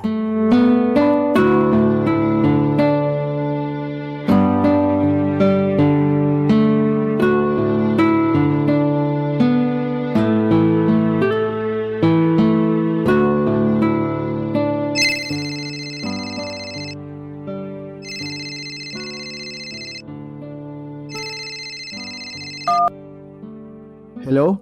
Hello, good morning po. Si Tadeus po ba to, yung nag-layout? Ako nga po. Sino po sila? Ako si Cecil. Naghahanap po kasi ako ng layout artist. May kaibigan kasi ako na nag-recommend sa inyo. Binigay niya yung number mo sa akin. May ipapagawa po ba kayo? Meron sana eh. Gumagawa ka ba ng school paper? School paper? Oo, yung parang diary siya pero para sa school. Hindi kasi ako marunong mag-layout eh. Kaya naghahanap sana ako ng makakatulong sa akin. Gumagawa ka ba nun? Nakagawa na ako dati ng newsletter para sa isang company. Parang parehas din naman yun, di ba? Oo, Patulong naman po ako. Kaya po ba? Kaya naman, basta layouting lang ang gagawin ko. Ilang pages po ba? 20 pages lang po. May deadline po kayo? 3 to 4 weeks bago siya ipasa. Marami ka bang ginagawa ngayon? May isang TARP lang po akong kailangan tapusin. Mabilis lang naman yon. May habol ba natin kung sakali? Kaya naman po, basta wala akong ibang gagawin. Paano po ba yung layout na gusto nyong masunod? Hindi ko kasi siya ma-explain sa tawag eh. Pero may ibibigay naman ako sa yung sample from previous issues. Mas maganda siguro kung magkita na lang tayo. Pwede nyo rin naman pong i-email sa akin kung sakali para ma-check ko na. Oo, sige. Mas maganda pa nga. Pero remind ko lang po kayo na layout lang po yung gagawin ko ha. Hindi po ako magsusulat ng articles na ilalagay sa school paper. Oo, ako nang bala sa articles. Nasulat na yung iba, itatype na lang. Pati yung mga picture na gagamitin ko, ako na magbibigay nun. Sige po, paki-email nyo na lang po lahat para ma-check ko. Hindi ba mas maganda kung magkita na lang tayo ng personal para ma-explain ko sa inyo ng maayos yung dapat na gawin? Medyo complicated to kasi eh. Sige po kung yun ang gusto nyo. Mas mabuti yun kasi parang isang explanation na lang tayo kaysa naman i-email ko pa. Nakakalito yun. Sige ma'am, kayo pong bahala. O text ko na lang sa'yo yung date at saka place. Most probably itong weekend para walang pasok. Okay po ma'am. Sige po, salamat. Bye! Bye po. Sino yun, anak? Bagong kliyente, Nay. Nag-inquire lang kung gumagawa raw po ako ng school paper. Kinuha mo? Opo, sayang naman po kung hindi. Pera din yun. Mukhang nagiging sikat na tong negosyo mo ah. Tingnan mo, kapag hindi ka nagmamadali, darating at darating din yung trabahong para sa'yo. Pero kung hindi pa po nag-pandemic, hindi ako magkakaroon ng oras para aralin tong ganitong klaseng trabaho. Dahil yan sa pagiging porsigido mo sa buhay. Salamat, Nay. Babae ba yung kliyente mong yon? Opo, teacher po yata. Bakit, Nay? Teacher? Wala naman. Baka lang siya na rin pala yung inaantay mo. Inaantay po na ano? Girlfriend! Di ba matagal ka na rin naghahanap ng girlfriend? Sinanay naman eh. Hindi naman po ako naghahanap. Tsaka trabaho lang po to. Walang halong mali siya. Malay mo lang naman. Ang pag-ibig, unpredictable yan. Dumarating na lang kung kailan hindi natin inaasahan. Anong pangalan niya? Cecil po. Pangalan pa lang maganda na, oh. Nay, kliyente ang kailangan ko, hindi girlfriend. At tong si Ma'am Cecil, kliyente ko lang siya. Wala namang masama dun eh. Bahala nga kayo, Nay. Basta ako, kliyente ang hinahanap ko. Oo na, binibiro lang naman kita eh. Halika na, samahan mo ko. Saan po tayo pupunta? Samahan mo ko sa palengke. Baka makahanap tayo doon ng gustong magpagawa ng tarpaulin. Ipapakilala kita sa mga kakilala ko doon. Sige po, magbibihis lang ako. Magsusuot ka na naman ng hoodie. Siyempre naman po. Hindi pa kayo nasanay. Hala, sige dalian mo. Aantay na lang kita sa labas. Sige po. Noong mga panahong yon ay kasi simula ko pa lamang napasukin ang larangan ng graphic designing. May ilang naging kliyente na rin naman ako pero hindi ko inaasahan na magiging in-demand ang trabaho kong yon. Pinili ko lang naman ang profesyong yon dahil yon lamang ang trabaho kung saan ay hindi ako nakikita ng mga tao. Sa pamamagitan ng graphic designing ay nakagagawa ako ng mapagkakakitaan habang nasa bahay lamang ako bilang isa naman akong freelance designer. Kahit papaano ay related naman doon ang tinapos ko. Kaya madali lang akong natuto nito.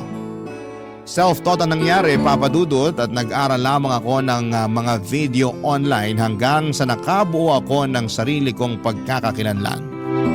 Nagsimula akong kontratahin ng mga kapitbahay namin at ilang kaibigan sa tulong na rin ng mga kamag-anak ko. May mga nagpapagawa sa akin ng tarpaulin design, mga ads sa Facebook, at pati na rin mga video na pinopost ng mga content creator. Minsan ay nagle-layout din ako ng mga newsletter at website, lalo na para sa mga college students na nangangailangan ng tulong. Pinili ko ang maging graphic designer para magtago sa publiko. Pero hindi ko inaasahan na yun din pala ang magiging rason kung bakit makakahanap ako ng taong iibig sa akin. Isang bagay na hindi ko inaasahang mararanasan ko pa sa tanang buhay ko. Papa Dudut. Barangay Love Stories. Barangay Love Stories. Noong nakipagkita ako kay Cecil ay nagulat ako sa nakita ko. Kung gaano kaganda ang boses niya sa telepono ay ganoon din kaganda ang mukha nito. Bumagay ang malumanay nitong boses sa maamon niyang mukha. Nakabihis ito ng uniforme ng mga teacher at marami siyang dalang file cases na puno ng mga papel. Nung araw na yon ay napakarami namin na pag-usapan tungkol sa vision na gusto niyang gawin para sa school paper na ipapagawa niya sa akin. Ilalaban daw kasi nila ito sa isang school press conference. Kaya malaking pressure ito para sa kanya. Dahil karaniwang nananalo ang school nila sa mga ganong klase ng competition. At bilang first time na school paper advisor ay kailangan niyang magpatulong para masustain ang pagiging winner ng school paper nila. Papadudot noong time na yon ay wala ang focus ko sa pinag-uusapan namin. Tango lamang ako ng tango sa lahat ng mga pinagsasasabi niya, pero ang totoong focus ko ay ang nakakabighani nitong ganda. Para siyang manika at ang mga mata niya ay nakaka-hypnotize.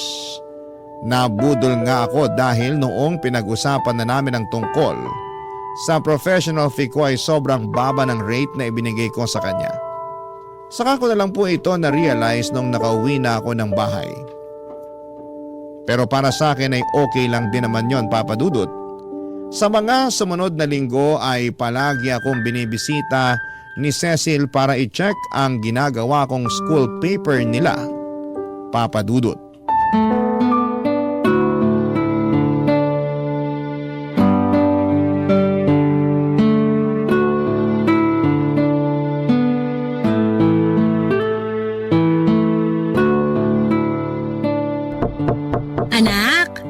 Anak, nandyan ka ba? Nay, bakit po? Natutulog ka ba? Anong ginagawa mo? Nagtatrabaho po ako ngayon. Bakit po? Sakto, may bisita ka. Si Ma'am Cecil. Titingnan daw niya yung pinagawa niyang school paper. Sandali lang po. Lalabas na ako. Nasa sala siya, pinapasok ko na. Hindi mo naman sinabi, ang ganda pala nung Ma'am Cecil na yun. Oh, Nay, magsisimula na naman kayo. Sinabi ko lang naman na maganda siya eh. Hala, sige na, puntahan mo na siya ron. Okay po. Hello po, ma'am. Hello, good morning. Masyado ba ako maaga? Hindi ba kita naabala? Hindi naman po. Actually, tinatrabaho ko na yung school paper nyo nung dumating kayo. Eto, nagdala ko ng merienda. Naku, nag-abala pa po kayo. Salamat po. Lagay ko lang po ito dito sa lamesa. Maupo muna kayo, ma'am. Salamat. I-check ko lang sana yung progress ng school paper. Nagtatanong na kasi ng update yung principal namin eh. Heto po, set up ko lang sandali. Pwede niyo pong i-check ngayon, ma'am. Tapos na po ako sa mga balita. Doon na ako sa editorial page. Ang bilis mo naman palang magtrabaho. Nakalimang page ka na kagad. Magdamag ko po yung ginawa. Tsaka yung iba, kinopy-paste ko lang since soft copy naman yung ibang articles nyo. Kaso ma'am, may mga bakante pang page kasi kulang pa po yung mga article. Oo nga, hindi pa tapos yung iba eh. May bagong event pa kasi sa school na gagawin next week. Gagawan pa lang yun ng balita tapos gusto ng principal namin na isama yun sa front page. So babaguhin po ulit natin yung laman ng front page? Oo sana. Wala tayong magagawa eh, utos ng principal. Okay lang po yun, walang problema. Parte po talaga ng trabaho yan, yung maraming adjustments. Kaya nga ako nagpunta rito para mabantayan tong ginagawa mo. Para kung may ipapabago pa, masabi ko kagad. Okay lang ba yon? Okay lang po ma'am. Mas maganda nga po yun para hindi na ako text ng text sa inyo kapag meron akong gustong i-clarify. Sige, wala rin naman akong ginagawa sa bahay eh. Kaya naisip ko na pumunta na lang dito baka sakaling maitulong ako. Kompleto naman na po to, di ba ma'am? Oo, final na yan. Wala nang papalitan dyan. Ma'am, kayo po ba nagsulat ng mga to? Yung iba ako, yung ilan naman dyan, mga estudyante ang gumawa. Pinroofread ko na lang. Ang gaganda po ng gawa nyo. Ay, talaga ba? First time ko lang magsulat ng mga ganyan eh. bagong teacher lang po ba kayo? Oo, kakapasa ko lang last year tapos this school year lang ako nakapagsimula na magtrabaho. Tapos, inatang na agad sa inyo tong ganitong trabaho? Oo nga eh. Medyo matanda na rin kasi yung school paper advisor na pinalitan ko. Malapit na siya mag-retire kaya nag-request siya na ipasa na sa mas bata yung trabaho niya. Eh ako yung pinakabatang teacher sa amin kaya sa akin napunta to. Pero wala pa po talaga kayong experience sa paggawa ng ganito, ma'am?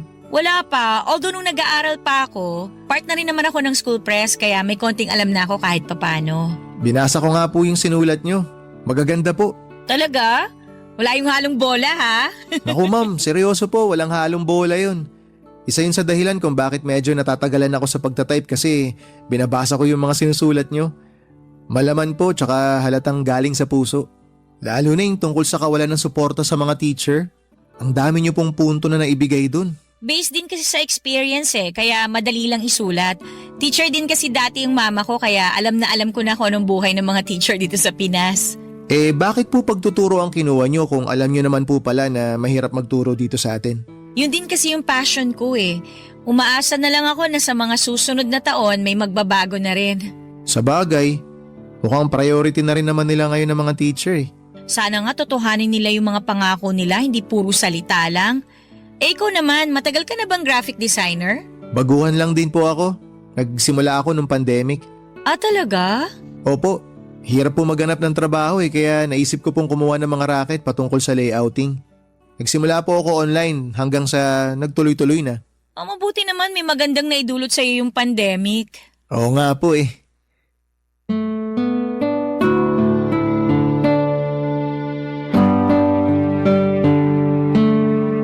Papadudot habang papalapit ng laban nila Cecil ay halos araw-araw na akong pinupuntahan noon ni Cecil sa bahay para i-check ang progress ng school paper nila.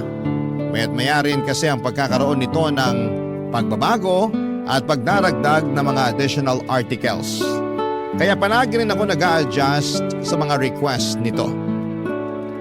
Papadudod sa mga araw na yon ay hindi ko inaasahan na magiging close kami ni Ma'am Cecil. Napaka-welcoming ng aura nito na para bang wala siyang daladalang panghuhusga. Kapag kasama ko siya ay hindi ako nakakaramdam ng takot o pagkahiya. Kalmado lamang ako at dahil doon ay nailalabas ko ang totoong ako. Kapag siya ang kausap ko, siya ang nakakita ng pagiging kengkoy at makulit na personality ko na karaniwang hindi nakikita ng ibang tao. Halos 3 linggo rin ang pinagsamahan namin ni Ma'am hanggang sa natapos ko ang school paper na pinapagawa niya sa akin.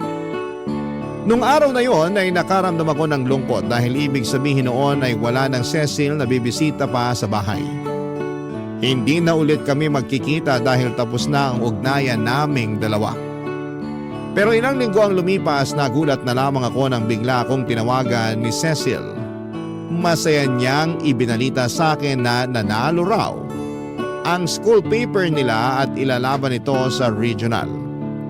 Ibig sabihin noon ay may chance na magkikita ulit kaming dalawa.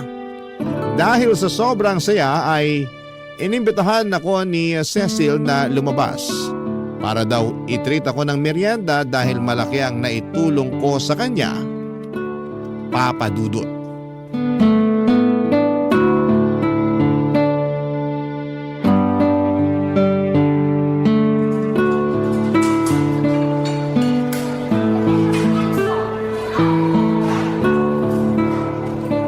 Salamat po pala ma'am sa pag-imbita nyo sa akin dito. Wala yun. Matagal na talaga sana kitang gustong i-invite na kumain sa labas.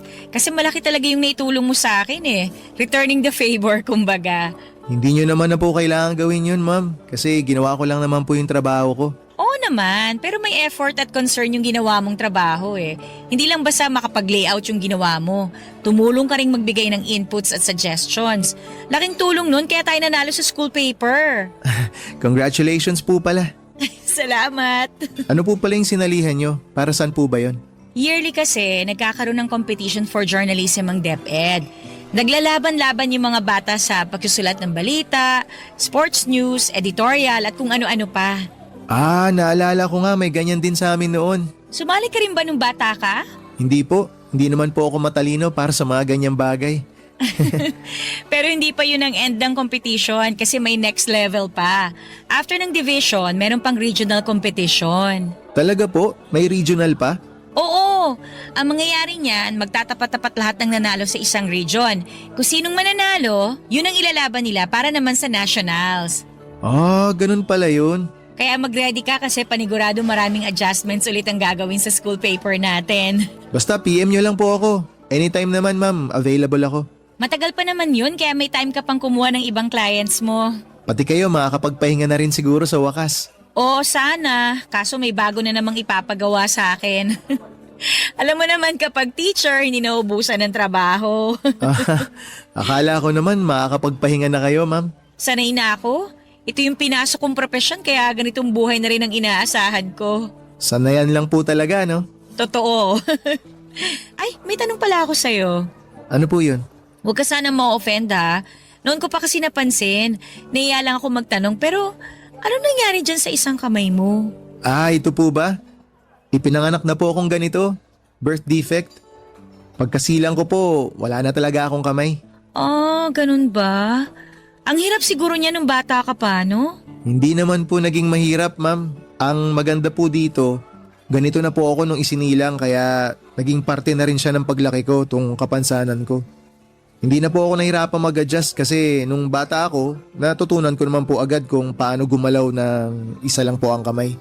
Kung sa bagay, tama ka naman. Pero ang naging mahirap po para sa akin noon, nung na-realize ko na iba po pala ako kumpara sa mga normal na tao.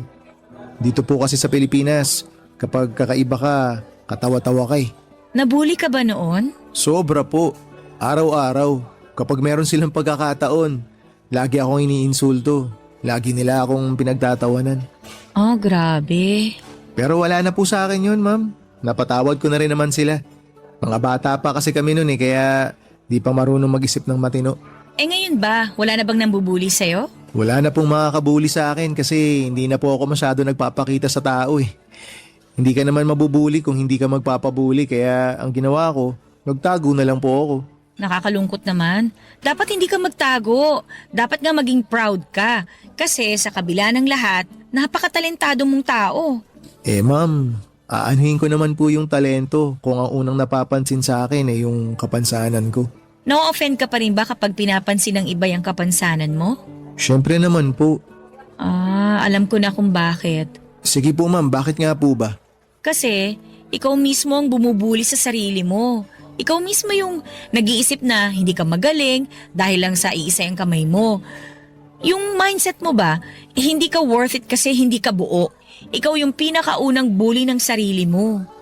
Ay, siguro nga po tama kayo. Ang totoo niyan, hindi ko rin tanggap tong sarili ko eh.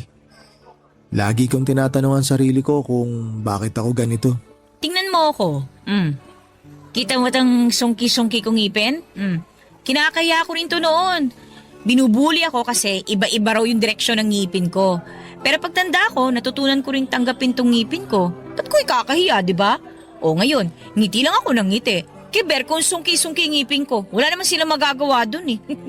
Di ba? Sobrang ganda niyo pa rin ma'am kahit nga sungki yung ngipin niyo eh. Exactly. Ikaw rin, cute ka rin. Kahit paanong pagkukulang ang meron sa'yo. Talentado, mabait, magalang, madiskarte. Aba, lahat ng katangian na yun, kayang-kayang tabunan yung kawalan mo ng kamay. Pagkatapos ng araw na yon ay inad ako ni Ma'am sa Facebook para mas maging mabilis daw ang pag-contact nito sa akin kapag nangangailangan ulit siya ng graphic designer. Isa pa ay kailangan pa nilang ilaban ang school paper nila sa next level kaya marami pa silang kailangang palitan at ayusin. Sa pamamagitan noon ay mas lumalim pa ang pagkakaibigan namin ni Cecil hanggang sa na-realize kong nahuhulog na ang loob ko sa kanya. Lakas loob akong nag-confess ng pagkagusto ko sa kanya, Papa Dudut. At nagulat ako noong tinanggap niya ako nang walang pag-aalinlangan. Niligawan ko siya ng ilang buwan at sa unang pagkakataon ay may isang babaeng sumagot sa akin. Tinanggap ako ni Cecil kahit na hindi ako buo. Minahal niya ako kahit na hindi ako kumpleto. Siya ang taong bumuo sa nawawalang piraso ng buhay ko. Si Cecil ang isang taong naging rason kung bakit tanumbalik ang saya at sigla ng buhay ko. Dahil kay Cecil ay bumalik ang confidence ko sa sarili ko na matagal ko nang binitawan. Sa unang pagkakataon ay naging proud ako sa sarili ko. Tinanggap ko ng buo ang kapansanan ko at hindi ko na itinago ang kakulangan ko. Noong time na yon, Papa Dudut, ay itinigil ko na ang paggamit ng hoodie na naging simbolo ng kahihiyan ko dahil sa birth defect na ibinigay sa akin. Papa Dudut, mahirap buuin ang kumpiyansa sa sarili lalo na kung paulit-ulit na ipinamumukha sa iyo ng mga tao mga bagay na wala ka. Pero minsan ay may darating sa buhay natin na tutulong sa ating bumangon at lumaban.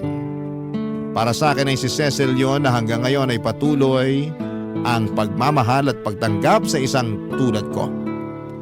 Isang taon na po kami magkasintahan at ang relasyon at patuloy pa kaming gumagawa ng mga bagong alaala. Dito na po nagtatapos ang kwento ko. Muli, Happy Valentine's Day po sa inyong lahat at sana po ay masaya kayo sa araw na ito. Ang inyong forever kapuso at kabarangay. Happy Valentine's Day po sa inyong lahat. Tadeus.